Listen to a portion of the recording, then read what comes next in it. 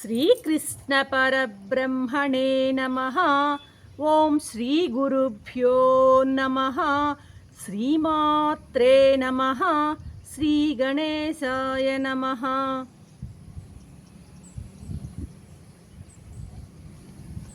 ప్రియాత్మ బంధువులారా, నిత్య జీవితంలో భగవద్గీత 477వ భాగం 18వ అధ్యాయం మోక్ష సన్యాస యోగం.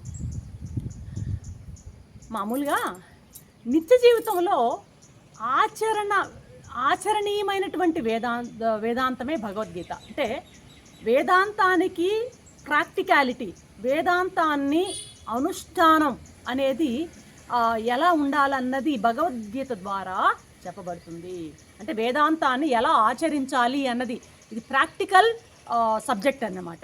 ఇది భగవద్గీత అనేది అర్జునుని నిమిత్తంగా చేసుకొని ప్రపంచ మానవ కోటి యొక్క శోక మోహాలను నివారించేందుకు భగవానుడు అద్వితీయమైనటువంటి జ్ఞానాన్ని గీతలో బోధించాడనమాట. ఇటువంటి పరమ పవిత్రమైనటువంటి ఈ గీతా జ్ఞానాన్ని సులభంగా అందరికీ అర్థమయ్యేటువంటి రీతిలో, వాడుక భాషలో, జనసామాన్యానిలో వ్యాప్తి చేయాలి అన్నటువంటి ఏకైక ఉద్దేశంతో ఒక పట్టుదల సామాజిక మాధ్యమంలో ఈ భగవద్గీత మీద ప్రతి శ్లోకానికి అందరికీ అర్థమయ్యే రీతిలో ఉండాలి, ప్రతి ఒక్కరికి ఈ గీతా జ్ఞానం చేరువ కావాలి అన్నటువంటి ఒకే ఒక ఆకాంక్షతో ఈ యూట్యూబ్లో ఇప్పటి వరకు 476 భాగాలుగా ఈ భగవద్గీత విడుదల చేయడం జరిగిందనమాట. ఈ పవిత్రమైనటువంటి మహత్కార్యంలో మహర్షులు, మహాత్ముల యొక్క ఉచ్చిష్టాన్ని ముచ్చటించే, ఇంకా మీతో పంచుకునేటువంటి భాగ్యం కలిగినందుకు పరమాత్మకు అనంత కోటి నమస్కారాలు సమర్పిస్తున్నాను.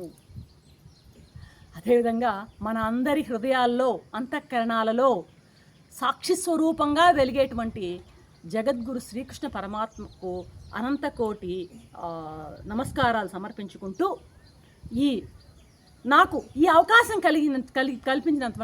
కల్పించినటువంటి సద్గురుదేవ పరంపరకు హృదయపూర్వకమైనటువంటి భక్తి ప్రణామాలు అర్పించుకుంటూ చిట్ట చివరి అధ్యాయమైనటువంటి మోక్ష సన్యాస యోగంలోనికి ఈరోజు మనం ప్రవేశిస్తున్నాము.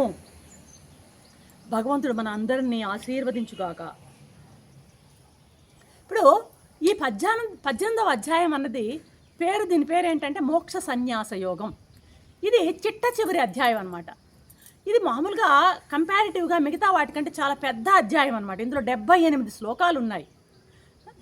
ఈ మోక్ష సన్యాస యోగం అనేటువంటి ఈ అధ్యాయాన్ని ఏకాధ్యాయ గీత, అంటే ఒకే ఒక అధ్యాయంలో గీతం సారాంశం మొత్తము ఒకే ఒక అధ్యాయంలో ఉన్నట్టుగా భావించి ఏకాధ్యాయ గీత అని, ఇంకా సంక్షిప్త గీత అని కూడా దీన్ని అనడం కద్దనమాట. శంకర్ల వార్లు అయితే ఏమంటారంటే, ఈ అధ్యాయం కేవలం గీతా సారమే కాదయ్యా, సమస్త వేద సారం కూడా అంటాడు. అంటే ఈ 18వ అధ్యాయం గీత మొత్తం సారం 18వ అధ్యాయంలో ఉందంటున్నారే, అదే కాదు, సమస్త వేదాల సారం కూడా గీతలోనే ఉంటుంది అని శంకర్లు ప్రశంసిస్తారనమాట. ఇది కాబట్టి ఈ అధ్యాయం చాలా ముఖ్యమైనది. అయితే కొంచెం క్లిష్టమైనటువంటి ఆధ్యాత్మిక భావనలు కూడా ఇందులో చోటు చేసుకుంటాయి. వాటన్నిటినీ మనం అర్థం చేసుకోవడానికి మనం శాయశక్తిలా ప్రయత్నిద్దాం. ఇంకా జ్ఞానేశ్వర మహారాజు ఏమంటాడంటే, ఈ అధ్యాయానికి కలశాధ్యాయం అనేటువంటి పేరు పెట్టారనమాట. ఎందుకు ఈ కలశాధ్యాయం అనే పేరు పెట్టారంటే, భగవద్గీత 15 అంతస్తులు కలిగినటువంటి భవనంలాగా ఇక్కడ వర్ణించబడింది అనమాట. 1 నుంచి 15వ అధ్యాయం వరకు, అంటే అర్జున విషాద యోగం నుండి పురుషోత్తమ ప్రాప్తి యోగం వరకు ఈ 15 అధ్యాయాలను 15 అంతస్తులుగా భావించారనమాట. అంటే ఈ 15వ అధ్యాయంలో భగవానుడు చివరిగా కన్క్లూడ్ చేసినట్టు చెప్తాడనమాట. ఇతి గుహ్య తమం శాస్త్రం అంటాడు. ఇతి అనేటువంటి ఆ పదం ఏంటంటే ఆ పరిసమాప్తిని సూచిస్తాడు, పూర్తయిపోయింది. ఇతి గుహ్య సమం శాస్త్రం అన్నటువంటి ఆ వాక్యం వాడడం ద్వారా అక్కడికి గీతాశాస్త్రం పూర్తయిపోయింది అన్నటువంటి భావన వస్తుందన్నమాట. అయితే మిగతా 3 అధ్యాయాల మాట ఏమిటి?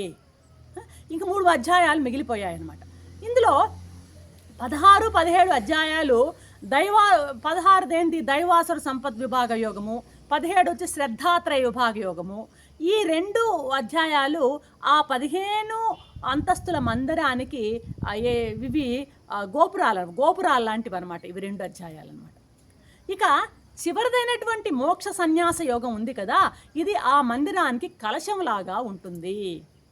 కాబట్టి ఇది కలశాధ్యాయం అని చెప్తారనమాట జ్ఞానేశ్వర మహారాజ్ అనమాట. ఇప్పుడు ఈ ఏదైనా ఇప్పుడు మామూలుగా మనకి శౌచం ఏర్పడినప్పుడు దేవాలయాల్లోకి ఎవరైనా మరణించినప్పుడు, లేకపోతే పురిటి శౌచము ఇలాంటి శౌచాలు ఉన్నప్పుడు దేవాలయ దర్శనం చేయకూడదు అని ఒక ధర్మ సూక్ష్మం ఉంది కదా. మరి అట్లాంటప్పుడు ఏం చేస్తారు అటువంటి వాళ్ళు, భగవంతుని దర్శించాలనుకునే వాళ్ళు అలాగే వచ్చి ఆ గోపురం యొక్క కలశాన్ని చూసి ఒకసారి దర్శనం చేసుకునేటువంటి ఆ యొక్క అలవాటు ఉందన్నమాట. అలాగే ఈ అంటే చూడండి, లోపలికి వెళ్ళి స్వామిని దర్శనం చేసుకోకపోయినా కలశాన్ని దర్శనం చేసుకుంటే ఆ స్వామిని దర్శనం చేసుకున్నటువంటి ఆ యొక్క ఫలం వచ్చినట్లే ఈ కలశాధ్యాయానికి కూడా అట్టాటి ఘనతే ఉంది. మొత్తం చదవకపోయినా ఈ ఒక్క అధ్యాయాన్ని గనక చక్కగా గనక మనసు పెట్టి గనక బాగా గనక ఆకళింపు చేసుకుని అర్థం చేసుకోగలిగితే గీతా సారం అంతా, శంకరుడు చెప్పినట్టు వేదాల సారం అంతా కూడాను ఇందులో మనకి కనపడుతుంది. ఈ అధ్యాయం మొత్తం గీతకే ఒక సింహావలోకనం అంటాం. ఏమంటారంటే రికాపిచులేషన్ అంటారు ఇంగ్లీష్లో, అయితే దీన్ని సింహావలోకనంగా ఉంటుంది ఈ అధ్యాయం. మొత్తం గీతలో ఇప్పటి వరకు చెప్పిన విషయాలన్నీ కూడా దీంట్లో కన్క్లూడ్ చేయబడతాయి, ఉపసంహరింపబడతాయి అనమాట. కన్క్లూజన్ ఇస్తారనమాట స్వామి. ఇప్పటి వరకు చెప్పిన విషయాలన్నింటికీ ఒక కన్క్లూజను ఇక్కడ మనకి దొరుకుతుంది. కర్తవ్య విముఖుడైనటువంటి అర్జునుడు కర్తవ్య నిర్వహణకు కాలుని నిలబడి కరిష్యే వచనం తవా అంటాడనమాట. కరిష్యే వచనం తవా, స్వామి నీ ఆజ్ఞను పాలించి తీరుతానయ్యా అని ప్రమాణం చేసినటువంటిది ఈ అధ్యాయంలోనే మనకి కనిపిస్తుంది. జారిపోయినటువంటి గాంధీవాన్ని పట్టుకుని లేచింది కూడాను ఈ అధ్యాయంలోనే అర్జునుడు.